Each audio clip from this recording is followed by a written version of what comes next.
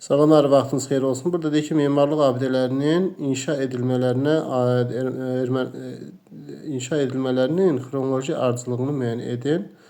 Gülüstan türbəsi 13-cü əsrə aiddir. 13-14-cü əsrlərdə Kələxana məqbərəsi 17-ci əsrdə, 50-ci çay üzəri körpü 16-cı əsrdə, 85 saray isə 1483-cü ildə, yəni bu 15-ci əsrə aiddir. Deməli olacaq 1, 4, 3, 2.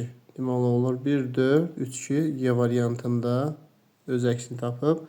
Digər bir sualda qeyd edilir ki, Gülüstan və Türkmençay müqavilələrinə aid oxşar deyil.